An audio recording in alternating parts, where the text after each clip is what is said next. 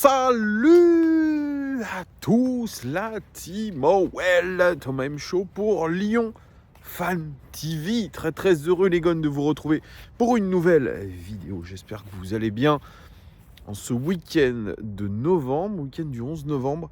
Écoutez, plutôt automnal du côté de Lyon. Le soleil se lève tout juste, il est 13h30. Il y a eu un épais brouillard ce matin, ça c'était pour le point météo. J'espère que chez vous, tout va bien les amis et que vous êtes remis de cette prestation catastrophique de l'Olympique Lyonnais. Désolé, je ne vous ai pas fait de vidéo avant puisque je profitais d'amis qui venaient d'ailleurs. Donc désolé, donc je vous fais cette vidéo que dimanche. Mais bon, écoutez, on n'a rien raté encore une fois de ce match. Avant toute chose, les amis, petite dédicace à Guillaume d'Annecy hier que j'ai rencontré dans un établissement de nuit lyonnaise. Voilà, je lui fais des gros bisous, très sympathiques, vraiment. Ça me fait toujours plaisir de parler avec vous. Quand vous me reconnaissez, vous êtes toujours très sympathique. Et moi, voilà, parler football, parler OL, même si ça fait du mal, eh bien écoutez, c'est comme ça. Mais en tout cas, voilà, on a une passion commune. Donc n'hésitez pas à venir me parler, les amis. Autre chose, n'hésitez pas à vous abonner, poser un like. C'est important aussi pour le référencement de la chaîne. Il y aura du contenu olympique lyonnais pendant la trêve de la Coupe du Monde, puisque l'OL va se préparer, vous le savez, du côté de Dubaï, du côté de Murcia en Espagne.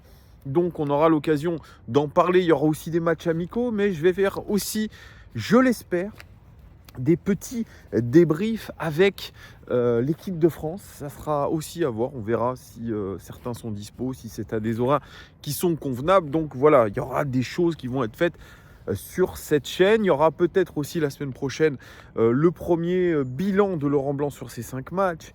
Il y aura peut-être aussi une interaction avec vous, le chat. On va faire une émission spéciale pour vous inviter. Donc restez bien connectés. Là, ce sont les vidéos des 5 choses que nous avons apprises de ce match.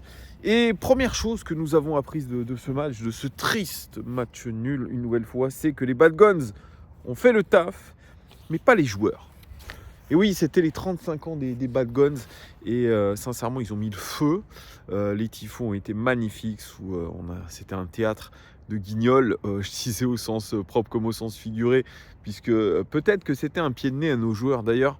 Mais en tout cas, magnifique tifo, magnifique ambiance, c'est vrai. Ils ont poussé les joueurs du début à la fin, c'était extrêmement réussi.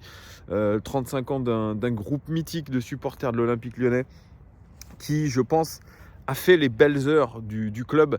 Peut-être qu'aujourd'hui, il y a un petit peu ce côté aseptisé parce qu'ils sont en lien avec la direction, mais peut-être qu'ils réagiront après la trêve de la Coupe du Monde un peu plus sévèrement, je dirais, mettant un peu plus de pression à l'exécutif, mettant un peu plus de pression aux joueurs.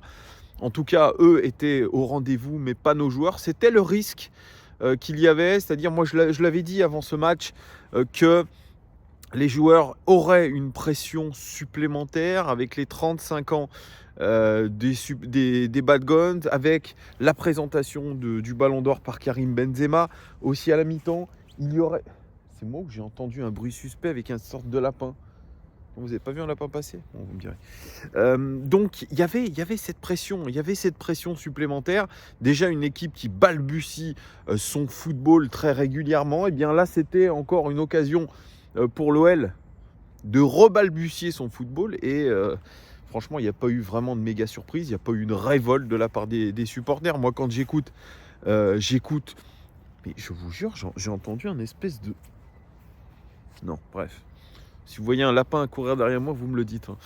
Oui, moi j'ai entendu les interviews d'après-match sur OL Play et notamment celle de Johan Le Penant avec un discours, oh là là, mais ça j'en ai marre d'entendre ces discours. Alors, vous avez soit le discours de Lopez qui dit qu'il faut se remettre les têtes à l'endroit, que le résultat est médiocre, on va travailler, ouais, on entend que ça, on va travailler, mais les gars, on ne sait pas ce que vous travaillez. Et puis Johan Le Penant qui sort son discours aseptisé en disant... Oui, voilà, on avait à cœur de prendre les 3 points, c'est vrai, on ne va pas vous le cacher. Là, on a limité la casse. Voilà, on essaiera de faire un peu mieux ensuite. Non mais, je pense que vraiment, on est aujourd'hui dans une espèce de bulle à l'Olympique Lyonnais ou on est en train d'accepter ce qui nous arrive.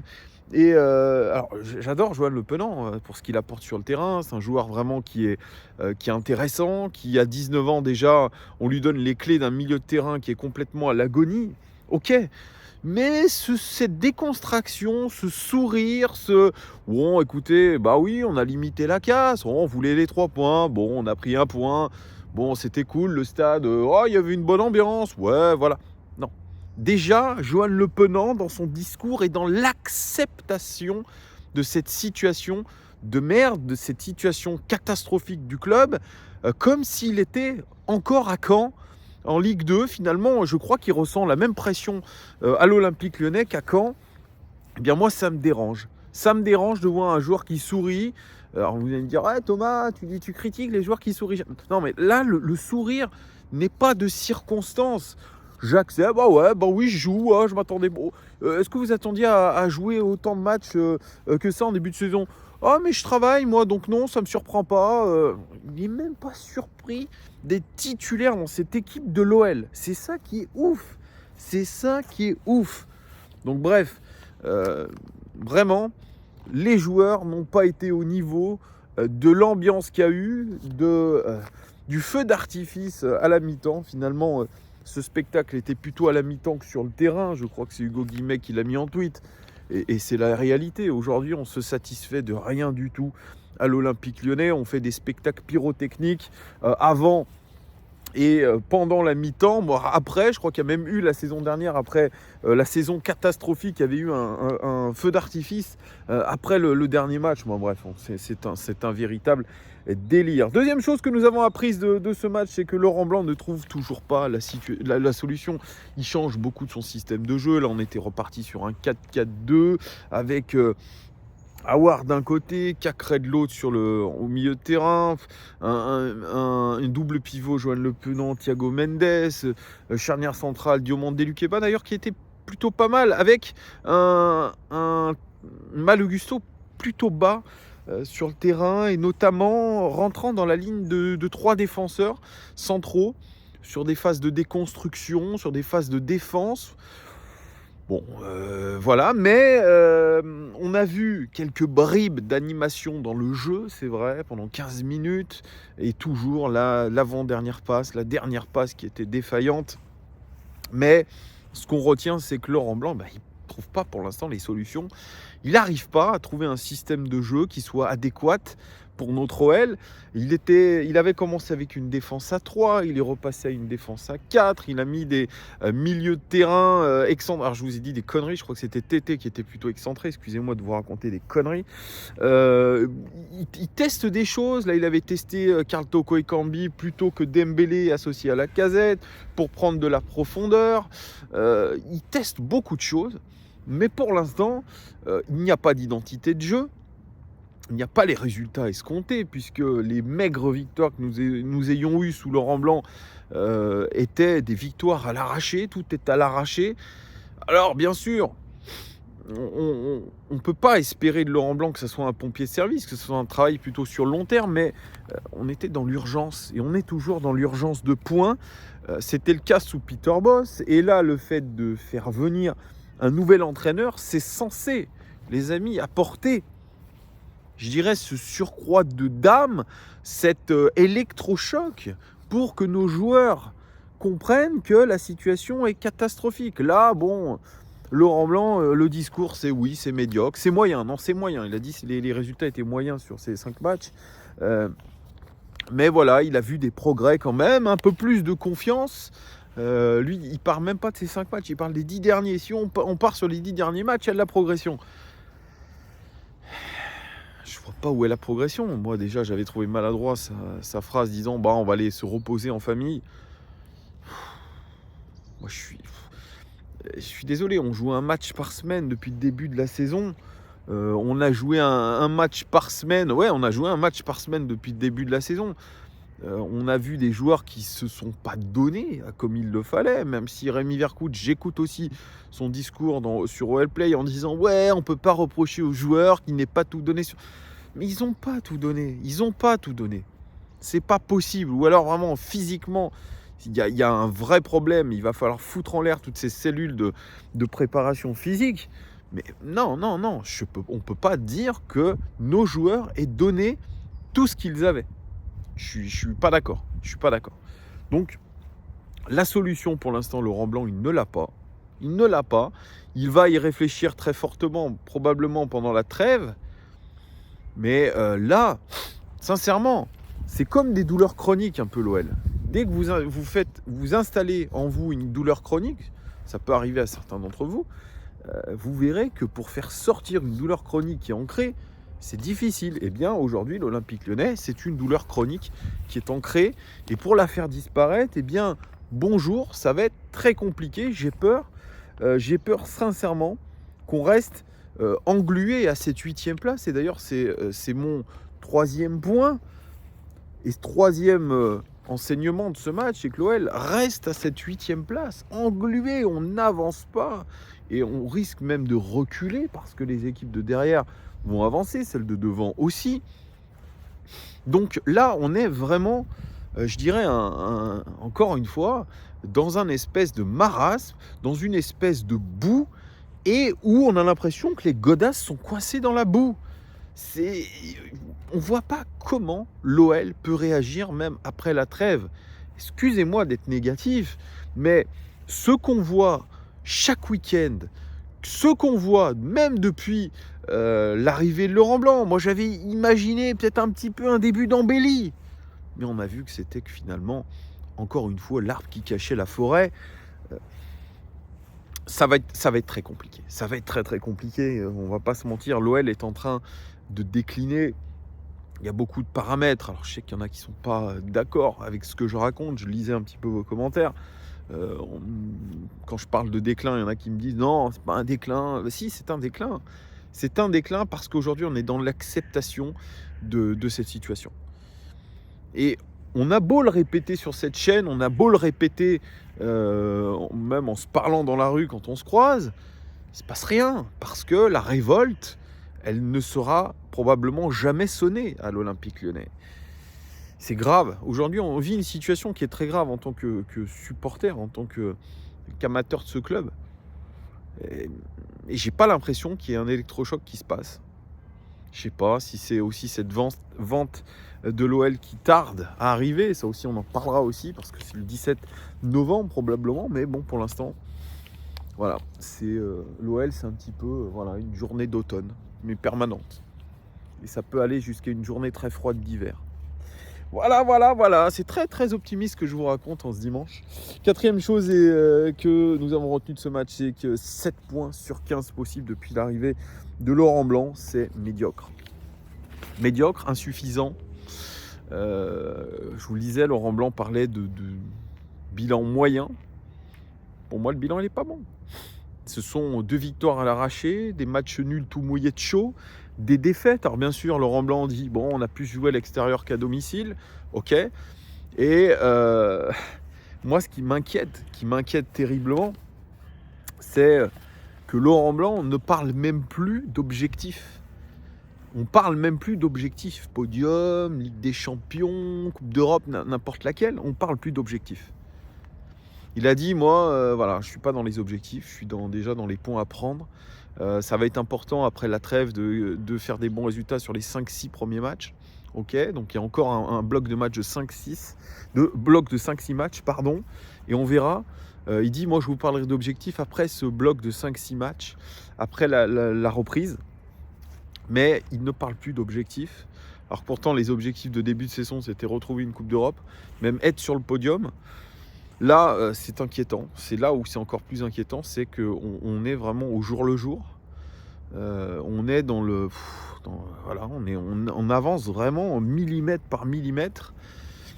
Et ça, c'est grave. Ça, c'est grave pour un club comme l'Olympique Lyonnais qui a un budget, le 2e budget de France, qui a un entraîneur quand même qui est coté. On ne va pas se mentir, Laurent Blanc, c'est un bon entraîneur qui a quand même coaché des bonnes équipes. On a une équipe qui vaut ce qu'elle vaut, mais avec qui on va faire probablement 90% de la saison. Ça, c'est aussi ce que dit Laurent Blanc. Et là, on annonce même plus les objectifs de fin de saison. C'est quasi acté. aujourd'hui qu'on se bat pour être, je dirais pas relégable, mais en tout cas milieu de tableau.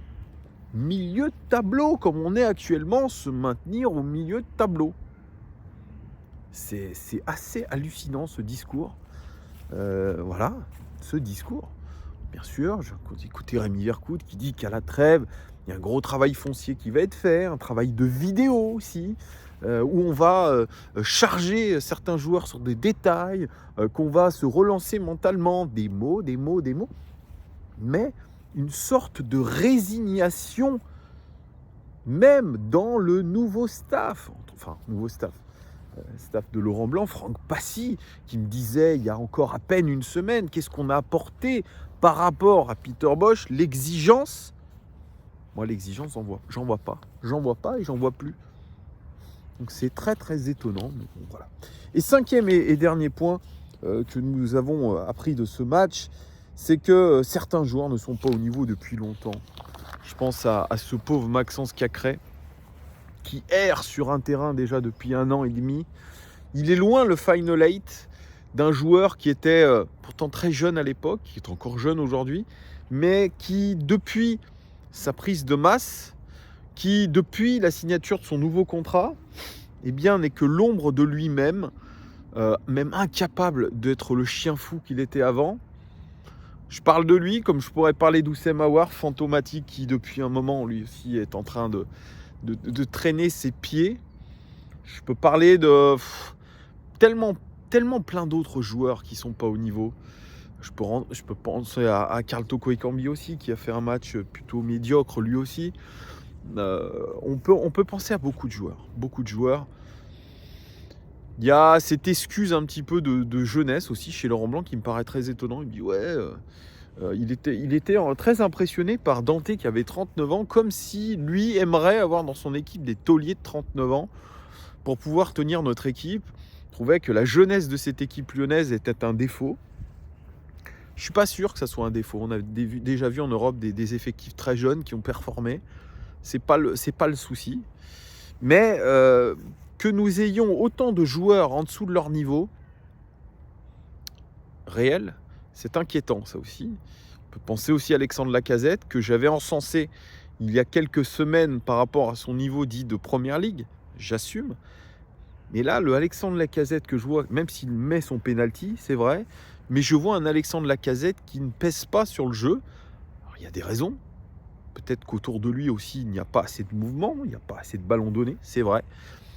On peut penser à lui, on peut penser à Dembélé aussi sur le banc de touche. On peut penser, comme je vous l'ai dit, à Maxence Cacré. On peut penser à Mal Augusto aussi, qui était dans un autre rôle contre Nice. Moi, je vois pas de joueurs qui sont vraiment au top niveau, hein, à part Tagliafico, Anthony Lopez peut-être, Johan Le Penant dans une moindre mesure. On a l'impression que ce que fait Johan Le Penant est extraordinaire, mais c'est juste un poil mieux que ce que font les autres. Et c'est là où c'est inquiétant aussi, c'est un mot-clé que je vous ressors dans cette vidéo. Donc tant que trop de joueurs ne seront pas au niveau, cela ne pourra pas marcher. Quelle est la recette magique? Je ne la connais pas. En tout cas, le staff a énormément de taf et peut-être il faudra penser au Saint-Esprit, à un miracle de Dieu pour pouvoir remettre cette équipe dans le bon sens. Voilà les gones, dites-moi ce que vous pensez de ces 5 choses que nous avons apprises. Je vous remercie de votre fidélité et je vous dis à très bientôt. Ciao les amis, bon début de semaine, ciao.